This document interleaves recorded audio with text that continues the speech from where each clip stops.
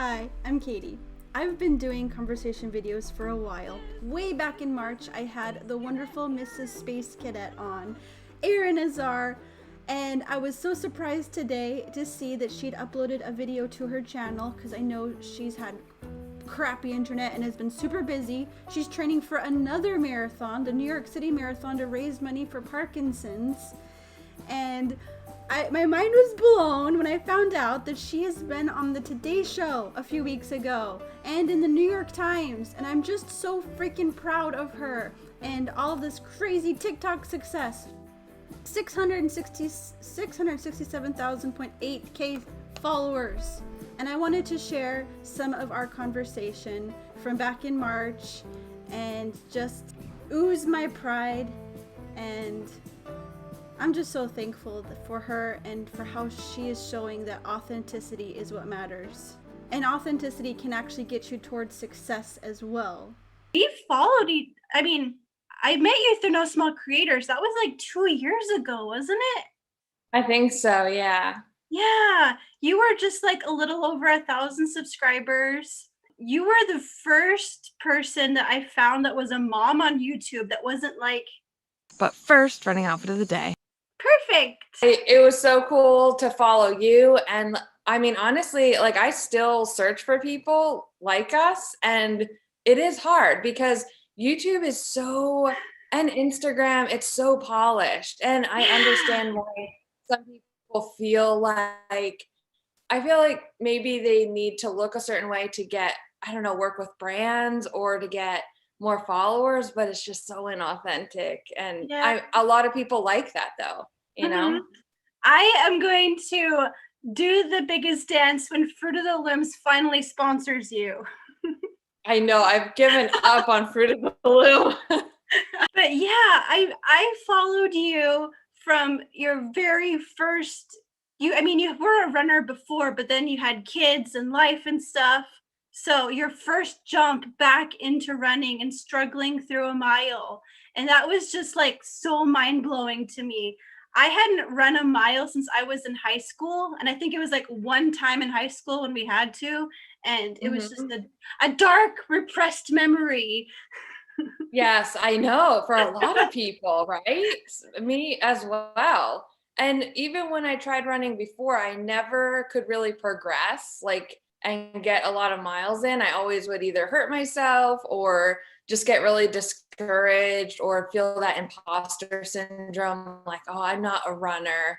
And yeah, so, but you did some running on your channel as well. Yes, because of you. Like, I don't even know how many vlogs I talked about you and mentioned you. And because when I saw you struggle through it and do it every day for a month, and then COVID happened and it was just so weird. Suddenly I wasn't at work, and there was, I just like, I realized, okay, this has helped Erin with her mental health, and she could do it. So I'm going to try. And I ran every day for a month too. I loved it. It's so cool to watch other people achieve that or anything similar, you know? And then you got on TikTok and you've exploded over there. Yeah, that was crazy.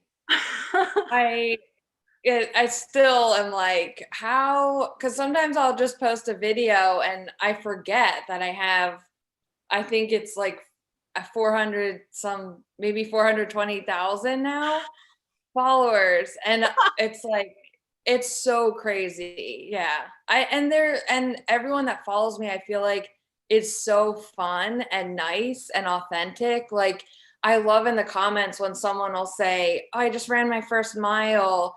And then everyone's replying and saying like, good job, keep going. And it's like, oh my gosh, it's the best. It's the best. Cause I feel like some people can get a lot of hate on there or any platform really, but I'll get some here and there, but it's so easy to brush off just because of all the positivity.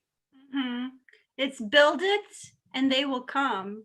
Like the person that you truly are projects out of your eyeballs, and those are your people that like see that and go like, yes, finally. And man, I seriously, you probably saw my comment that I just like sobbed all the way through almost the marathon vlog one. Yes. It was just so amazing. I think Yeah. it's so cool too that most people would make it epic, but it was, you filmed it like any normal vlog, any normal vlog. Yeah. I did have high hopes of, editing and maybe putting in like old run footage and then making it all cinematic and putting B-roll in, because Dan had the GoPro the whole time. So he was getting, all these different shots and stuff. But when I sat down to do it, it felt so inauthentic to my channel. And I couldn't do it. I felt so fake and I hated that.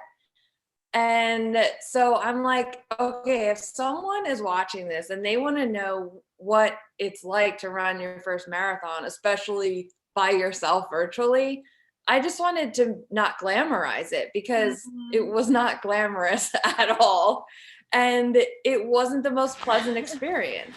Oh my gosh. But I just wanted to show it how it was. When you were really showing your legs buckling those last few miles, I was like, oh man, this is real. Yeah. Like, you are seriously in pain. Yeah, I was just like trying to get through it at that point. It's just really, really hard doing a million things with kids when you want to give them a good part of your day and your time and heart too. But Yeah. we are smart, driven, capacitous people, and we need something to put our brains into, not just the normal mom stuff is enough. That is something that I noticed a lot, like the pressure on moms specifically, or even like stay at home or work at home dads, just parents in general. Parenting is your life. And then you start to like have that as your identity. And that's what happened to me, is I kind of fell into that funk of, okay, this is my purpose, this is what I do, this is my identity. And I never went to pay attention to, what do I need? What does my brain need? What does my body need? And I mean, after years of having kids and being a mom, that takes a toll. If you're not thinking of yourself, that's, you have to dig yourself out of that for a while. And that's why I think I made that, like, even though I could barely run a mile, that's why I'm like, no, I'm doing a marathon, just because I knew it would be something I'd have to dedicate myself so much to. And it was something just for me. Yeah. I'm currently working from home. I might not have to go back to my job at the restaurant because I'm getting paid to edit videos. And oh, good. So, but now I'm like, even though it's been snowing almost nonstop for a few days now, I'm still like, okay, I've been editing for 4 hours. I'm gonna go for a run and not have any screens unless I'm doing it as a vlog, but I'm not gonna be staring at the phone the entire time. Yeah. I'm gonna record every now and then and just be free of it all for a minute. Like, if I were a normal lady who cared about like plucking my eyebrows and painting my toenails, maybe I wouldn't have time for this. But since I don't care how this looks, I've got plenty of time. Yes, I think about that a lot. Time and money that stuff takes. I just can't.